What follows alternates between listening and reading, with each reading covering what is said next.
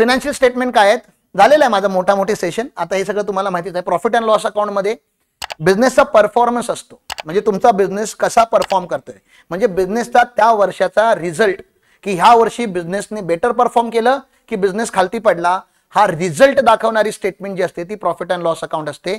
टॉपला income असतं, खालती expenditure असतो. इन्कम मायनस एक्सपेंडिचर येतं EBITDA, earning before interest tax depreciation. त्याच्यामधून डेप्रिसिएशन आणि अमॉर्टायझेशन मायनस होतं. मग येतं EBIT, earning before interest and tax, त्याच्यात इंटरेस्ट मायनस होतो. मग येतो ईबीटी, अर्निंग बिफोर टॅक्स, त्याच्यातून टॅक्स मायनस होतो. मग येतो ईएटी किंवा पॅट, पीएटी, ठीक आहे ना, profit after tax, earning after tax.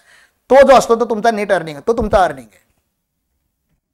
प्रत्येक बिझनेसची एक मार्जिन असते, त्या मार्जिनच्या हिसाबातच ते ग्रॉस प्रॉफिट आणि नेट प्रॉफिट राहायला पाहिजेत.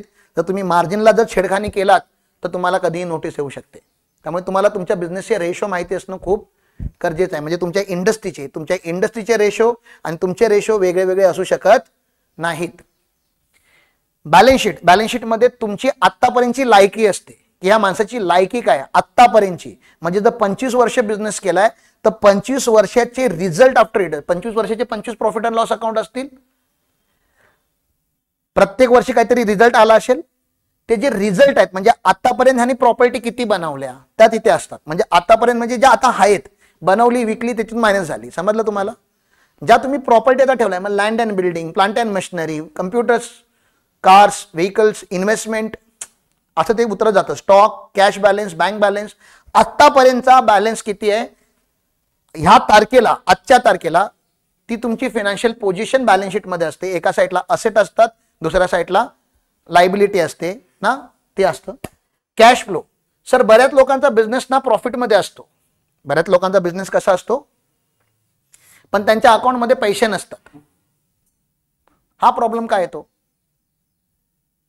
धंदा प्रॉफिटमध्ये पण अकाउंटमध्ये पैसे नाही आहेत, कारण की त्यांनी प्रॉफिट वरती लक्ष दिला, पण कॅश कुठून येते आणि कुठे गेले नाही माहिती. जसं तुम्ही सेल्स केला पण क्रेडिट सेल केला पण क्रेडिट वरती सेल केला, तर सेल तर झाला, प्रॉफिट तर येणार, दिसणार तिथे प्रॉफिट, पण अकाउंटमध्ये तर पैसे आलेत नाही.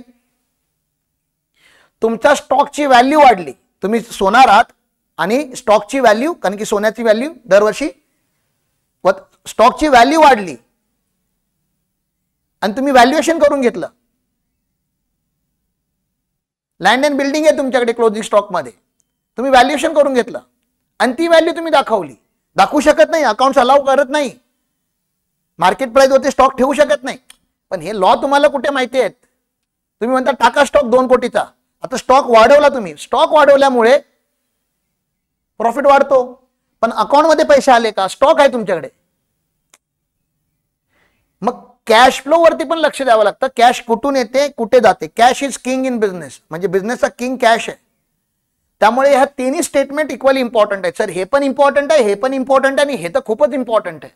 किती लोक कॅश फ्लो रीड करतात आपल्या बिझनेसचा, जे बिझनेसमध्ये आहेत? कोणीच नाही करत, मला माहिती आहे. हे लोक पण नाही करत, बनवून देतात फक्त, कारण की बनवणारे तसे आहेत. तुम्ही वाचत नाही, पुन्हा गोष्ट कशी आहे ही तुम्ही वाचणार नाही, त्यामुळे हे लोक सिरियसली घेत नाहीत. ह्या लोकांनी सिरियसली घेतलं नाही. तुम्ही कधी चर्चा नाही केली की ऑपरेटिंग ऍक्टिव्हिटी काय असते, फायनान्सिंग ऍक्टिव्हिटी काय असते, इन्व्हेस्टमेंट ऍक्टिव्हिटी काय असते, नेट कॅश फ्लो इथे नेगेटिव्ह काय आहे, माझ्या ऑपरेशनमध्ये कॅश नेगेटिव्ह का आली, हे प्रश्न तुम्ही विचारायला पाहिजेत.